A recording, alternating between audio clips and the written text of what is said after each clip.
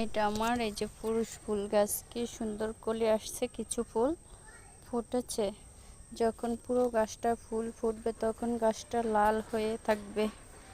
এই যে আমি গাছে খাবার দিব, সেই জন্য মাটিটা আলগা করে নিতেছি।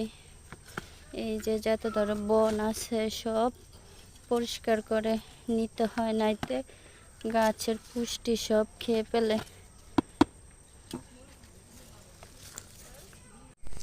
গাছের যত মরা পাতা আছে সব এভাবে ফেলে দিতে হবে।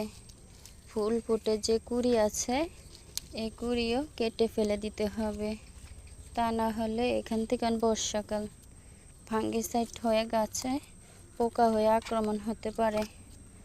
সব সময় পরিষ্কার পরিচ্ছন্নতা রাখতে হবে।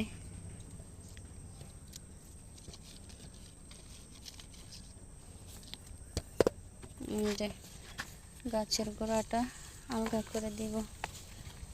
আজকে আমি গাছে কিছু খাবার দিব। আমি সব সময় এক খাবার দেই না, 15 দিন পর পর খাবার চেঞ্জ করি, কারণ নিত্য এক গাছে খাবার দিলে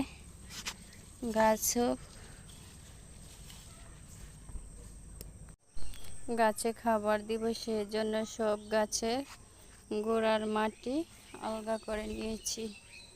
আজকে সরিষার খোল ভিজিয়ে গাছের গোড়ায় দিব। এই যে আমি এক এক সময় এক এক খাবার দিই, 15 দিন পর পর খাবার চেঞ্জ করি। সমস্ত গাছ আজকে খাবার দিয়ে দিব।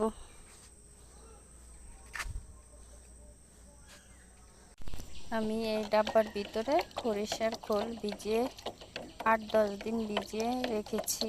এখন আমি এটাকে এই যে এদিক 10 লিটার পানি আছে, এই ভালো পানির সাথে অল্প পরিমাণ সরিষার খোল দিয়ে দিব, কারণ এখন বর্ষাকাল, বেশি সরিষার খোল ভেজানো পানি দেওয়া যাবে না, হালকা করে দিতে হবে, তাহলে গাছটা নষ্ট হয়ে যাবে, শিকড় পচে।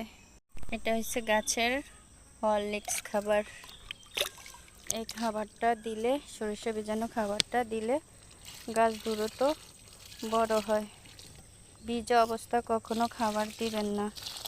এরকম গাছের গোড়া যখন একদম শুকিয়ে যাবে তখন দিবেন। আমি সব গাছের গোড়ায় অল্প অল্প করে দিয়ে দিব।